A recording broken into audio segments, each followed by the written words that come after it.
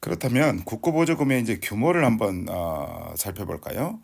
그러니까 이제 2023년도 지방자치단체하고 이제 중앙정부가 되겠죠. 함께 수행한 이제 국고보조 사업은 총 규모가 한 122조 정도 됩니다.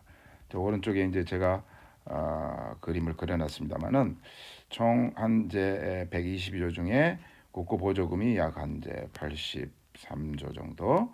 그다음에 이제 지방비가 약 39조 정도. 그러니까 실제로 중앙정부는 이제 83조 정도를 지출을 한 거죠. 지방정부가 이제 한 40조 정도를 매칭해서 사용한 거죠.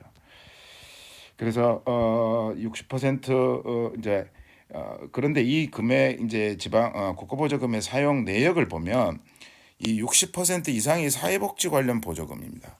우리 방금 전에 기초연금 얘기도 했습니다만은 40% 이제 60%가 이제 사회복지 관련 지출이고 오른쪽에 이제 여기 가장 사회복지가 제일 크다는 게 이제 그림으로도 나와 있습니다만은 그 다음에 이제 나머지 한 40% 미만은 이제 국토교통부라든지 환경부, 뭐 농림수산식품부, 문체부 이제 이런 보조금들이 이제 약 한 10조 원, 20조 원 정도가 이제 사용되고 있다.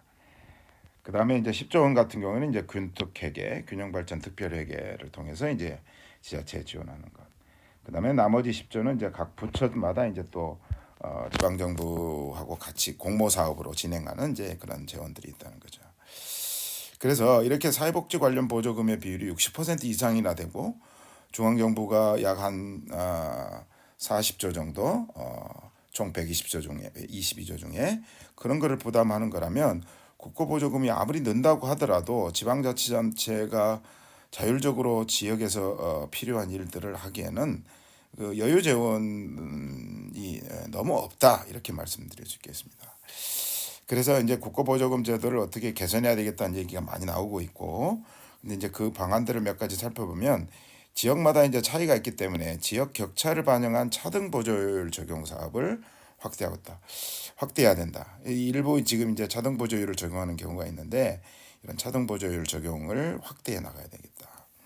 그 다음에 이제 지원 체계를 세분화해서 지역별로 재정 격차가 반영될 수 있도록 할 필요가 있겠다.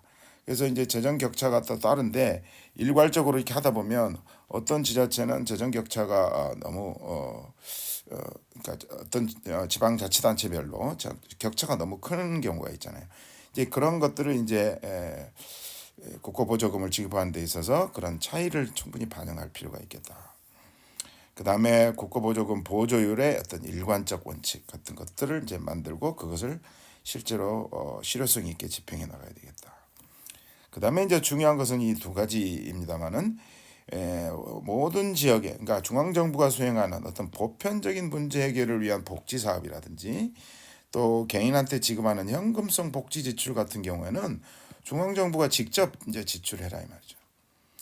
지방정부가 이제 중앙정부에서 시행하는 정책에 지방정부가 비용을 매칭하는 방식으로 이렇게 지방정부가 지출하고 있는 부분들을 중앙정부가 지출을 할 수 있다면 그만큼 그동안에 지방정부가 지출했던 비용들이 조금 더 자주적인 재원으로 좀 사용할 수 있지 않을까? 뭐 이런 얘기가 되겠죠.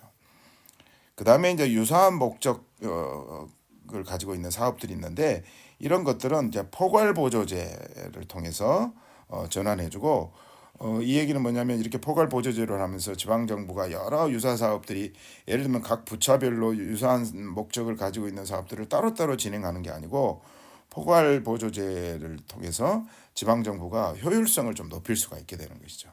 그래서 이런 포괄보조제 같은 거를 시행해서 국고보조금 제도를 개선하고 또 그걸 통해서 지방자치단체가 자율성을 가지고 지방에서 필요한 지역에서 필요한 또 지역 활력을 회복을 위한 여러 가지 정책들을 조금 해나갈 수 있겠죠.